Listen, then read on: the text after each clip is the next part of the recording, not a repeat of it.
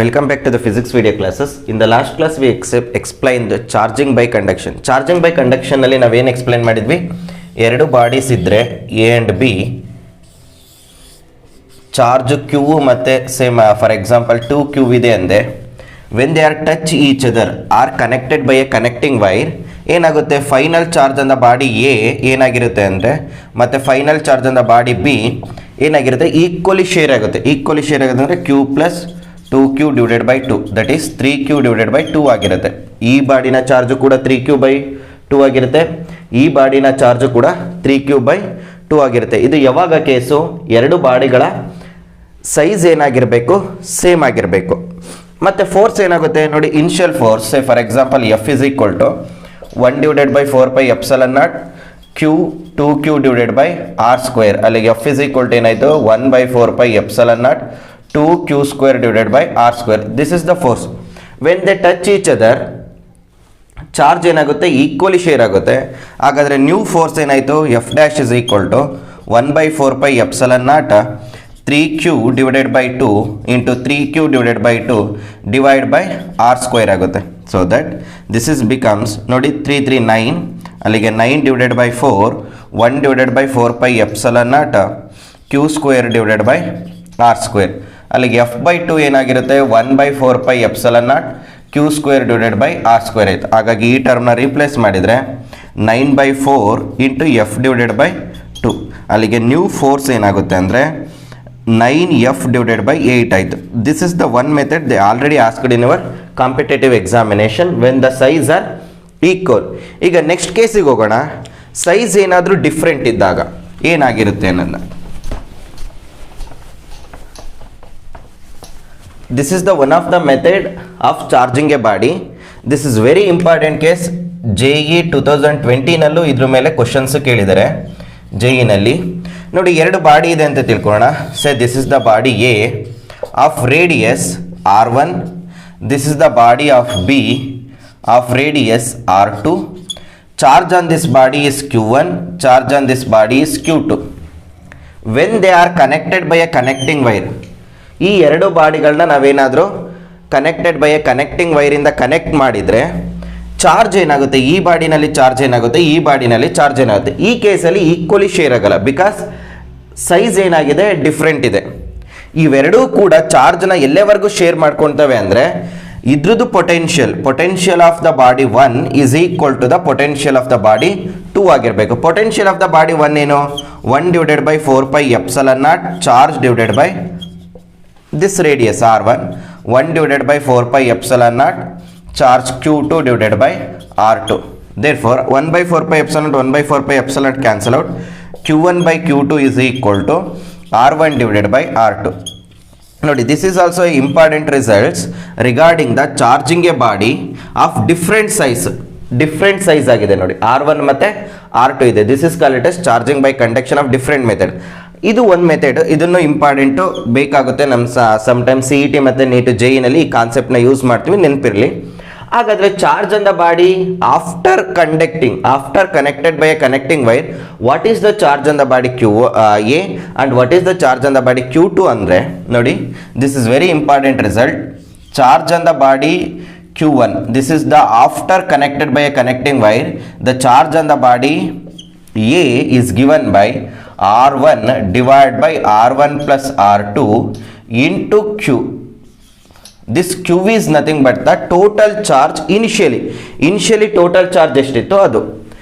Q2 dash is equal to R2 divided by R1 plus R2 into Q2 into Q, where Q ಅಂದರೆ total charge initially Q1 plus Q2. This is very important results. ಡೈರೆಕ್ಟಾಗಿ ನಾವು ಇದನ್ನು use ಮಾಡಿದರೆ JEE ಮತ್ತು NEET ಇರ್ತಕ್ಕಂಥ ಪ್ರಾಬ್ಲಮ್ನ ನಾವು ಈಸಿಯಾಗಿ solve ಮಾಡೋದು. JEE 2020 ನಲ್ಲೂ ಇದೇ ಫಾರ್ಮುಲಾದ ಮೇಲೆ ನಮಗೆ ಪ್ರಾಬ್ಲಮ್ಸ್ ಬಂದಿದೆ ನೋಡಿ. ಒಂದು ತುಂಬ ಇಂಪಾರ್ಟೆಂಟಾಗಿ ನೆನ್ಪಿಟ್ಕೊಳ್ಬೇಕಾದಂಥ ವಿಚಾರ ಏನಂದರೆ, if the two bodies having a different size of the body A is R1, size of the body R2, they share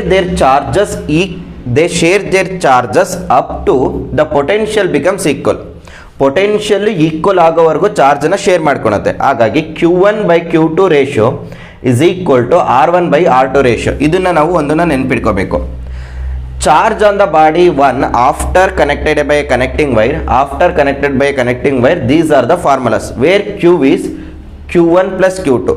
one more results ನೋಡಿ, ಚಾರ್ಜ್ ಶುಡ್ ಬಿ ಕನ್ಸರ್ವ್ಡ್. ಹಾಗಾಗಿ final charge on the first body plus final charge on the second body sum should be equal to the initial charge. ಇದಕ್ಕೆ equal ಆಗಿರಬೇಕು. ನೋಡಿ, ಇವೆರಡು result, ಈ result, this results are very important for solving the problem, these type of problems. Okay, ಒಂದು ಜೈನಲ್ಲೇ ಕೇಳಿರ್ತಕ್ಕಂಥ ಪ್ರಾಬ್ಲಮ್ನ ನಾನು ತಗೊಳ್ತೀನಿ ನೋಡಿ.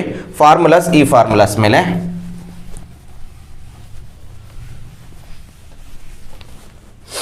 say this is the body A of charge 12 microcoulomb. Okay, this is the body B of charge minus 3 microcoulomb. Okay, the radius of this body is 3 centimeter. Thus radius of this body is say 1 centimeter. They connected by a connecting wire or touch each other.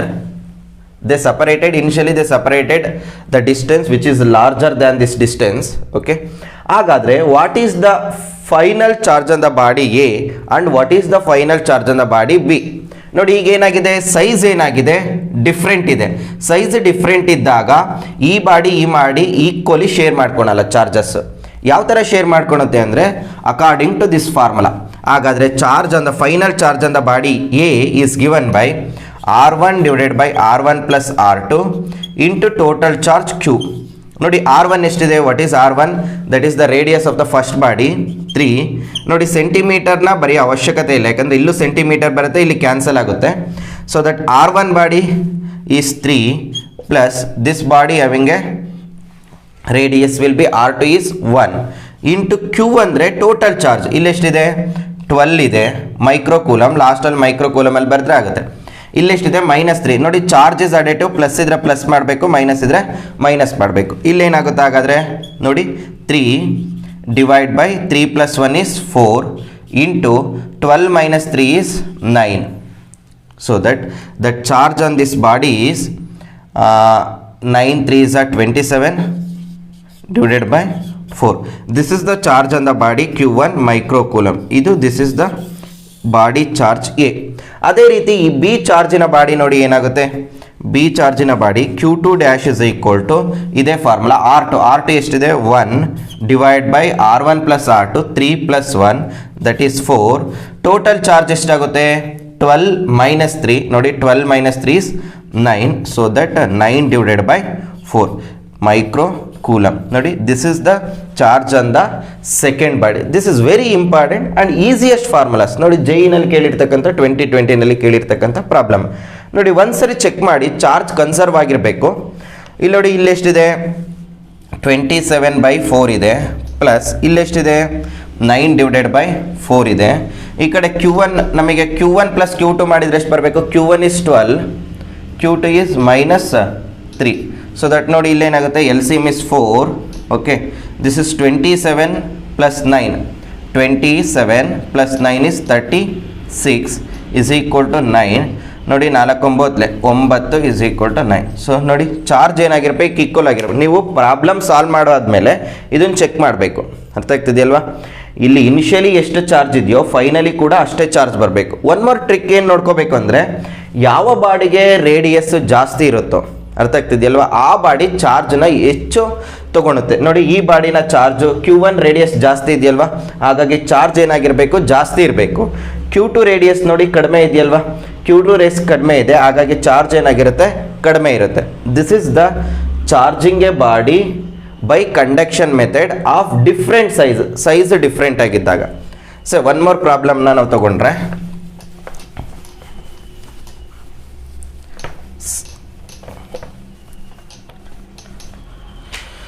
say for example, this body having a charge of 2 microcoulomb, this body having a charge of -1 microcoulomb.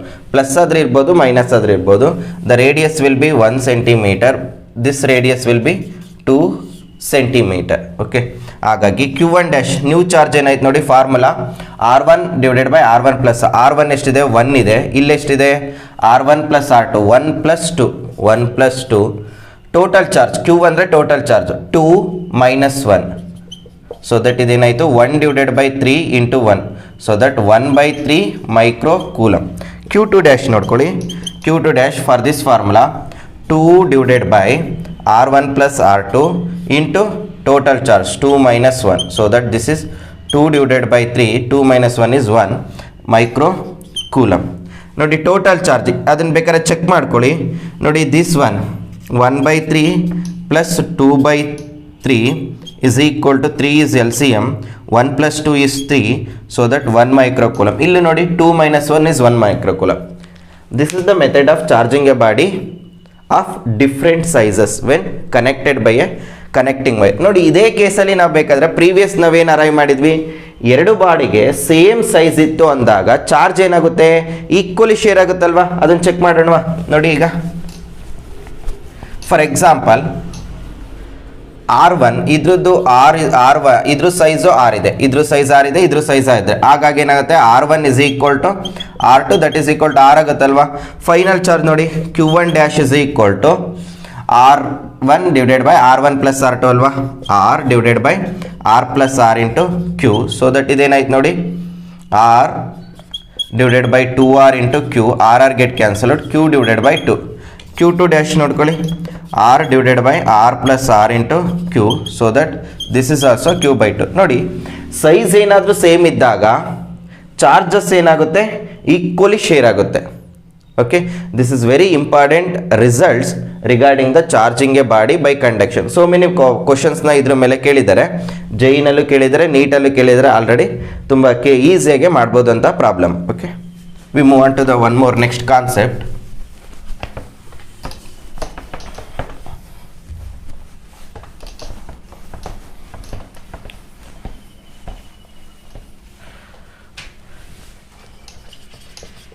Charging by induction.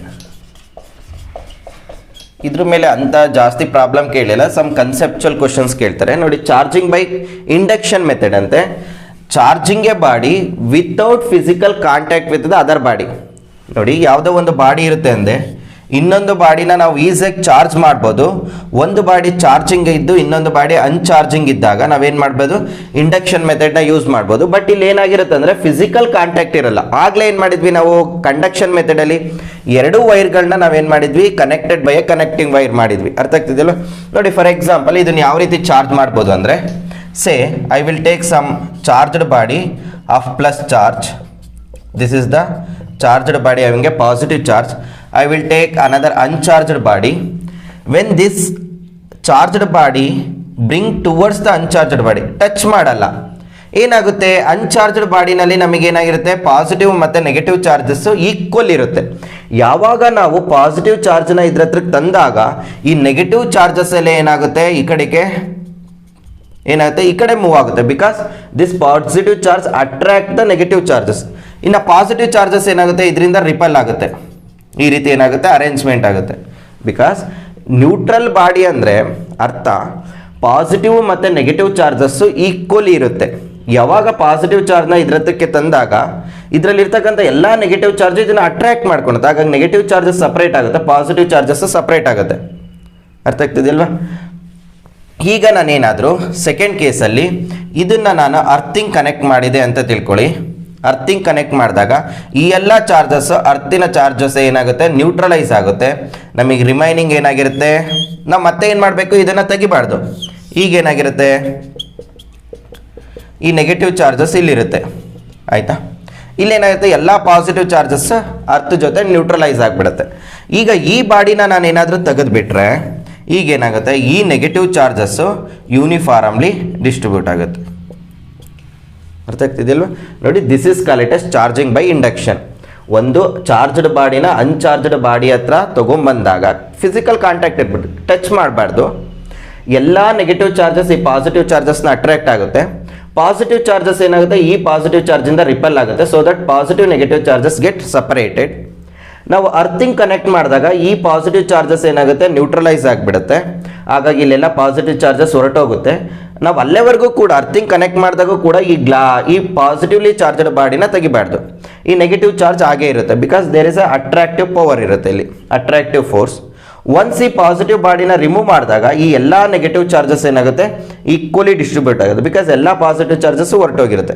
This is call it as charging by induction method. ಏನಾಗಿದೆ ಇಲ್ಲಿ ಅಂದರೆ, ನಾವು ಯಾವುದೇ ಒಂದು charged ಬಾಡಿನ uncharged body ಹತ್ರ ತಂದಾಗ opposite charge generate ಆಗ್ತಿದೆ. ನೋಡಿ, this is the positive charge. ನಮಗೆ ಯಾವ ಚಾರ್ಜ್ ಜನರೇಟ್ ಆಯಿತು? Opposite charge, negative charge generate ಆಗ್ತಿದೆ. ನೋಡಿ, ಎಷ್ಟು ಅಮೌಂಟ್ ನೆಗೆಟಿವ್ ಚಾರ್ಜ್ ಅಥವಾ ಪಾಸಿಟಿವ್ ಚಾರ್ಜ್ ಜನರೇಟ್ ಆಗ್ತಿದೆ ಅಂದರೆ, there is a formula. The charge generated are induced in a uncharged body is equal to -q times of 1 divided by 1 minus 1 divided by epsilon r. This is very important result. Note it. Here q dash is the induced charge. Induced charge. Q is the charge on a charging body. Charge on a charging body or inducing body ಅಂತಲೇ ಕರಿತೀವಿ. Charge on a inducing body. This is the dielectric constant. This is the dielectric constant. This is the dielectric constant. Yesterday ನಿಮಗೆ ಬರಿಬೇಕಾದ್ರೆ ಸ್ವಲ್ಪ mistake ಆಗಿತ್ತು. ಏನು ಬರೆದಿದ್ವಿ? epsilon naught epsilon r is equal to epsilon, so that epsilon r is equal to epsilon by epsilon naught. epsilon r is equal to epsilon by epsilon naught. ಅದು reverse ಆಗುತ್ತೆ. epsilon naught by epsilon naught. ಸ್ವಲ್ಪ ನೋಡ್ಕೊಳ್ಳಿ. ಹಾಗಾಗಿ what is the charge induced on this body is becomes q dash is equal to, that is the charge induced on this body is equal to minus. Why this is negative sign? Because charge will be negative. Induced ಬಾಡಿನ charge positive ಇದ್ರೆ, charge induce ಆಗಿರೋ ಬಾಡಿನ charge ಏನಾಗಿರುತ್ತೆ? Opposite ಇರುತ್ತೆ. ಇದು negative ಇದ್ರೆ ಇದೇನಾಗಿರುತ್ತೆ? Positive ಇರುತ್ತೆ ಅಷ್ಟೇ. 1 minus 1 divided by epsilon r. epsilon r ಅಂದರೆ dielectric constant of the charging body. ಯಾವ ಬಾಡಿನ ಚಾರ್ಜ್ ಮಾಡ್ತೀವೋ ಅದ್ರದ್ದು ಡೈಎಲೆಕ್ಟ್ರಿಕ್ ಕಾನ್ಸ್ಟೆಂಟ್. ಫಾರ್ ಎಕ್ಸಾಂಪಲ್ ಮೆಟಲ್ಸಿಗೆ ತಗೊಂಡ್ರೆ, ಫಾರ್ ಮೆಟಲ್ಸ್ ಎಪ್ಸಲನ್ ಆರ್ ಏನಾಗಿರುತ್ತೆ? ಇನ್ಫಿನಿಟಿ ಆಗಿರುತ್ತೆ. ಸೊ ದಟ್ ನಾವು ಇಲ್ಲೇನಾದರೂ ಇನ್ಫಿನಿಟಿ ಸಬ್ಸ್ಟಿಟ್ಯೂಟ್ ಮಾಡಿದರೆ 1 by infinity is 0, 1 minus 0 is 1. So that total charge on the body means charge on the inducing body, charge on the inducing body, charge on the this body means induced body is equal to minus sign of the charge of the inducing body. So that ನೋಡಾಗಿ ಏನಾಗಿದೆ ಅಂದರೆ, metals ಏನಾದರೂ ತಗೊಂಡ್ರೆ ನಮಗೆ ಎಷ್ಟು charge ಈ ಮೆಟಲ್ಸಲ್ಲಿ induce ಆಗ್ತಿದೆ ಅಂದರೆ, ಯಾವ ಬಾಡಿ ಇಂಡ್ಯೂಸ್ ಮಾಡ್ತಿದೆಯಾ ಅದರಷ್ಟೇ ಚಾರ್ಜು, ಬಟ್ ನೆಗೆಟಿವ್ ಸೈನ್ ಇರುತ್ತೆ. This is very important result regarding the metals. This is the formula regarding the charging by induction. Okay.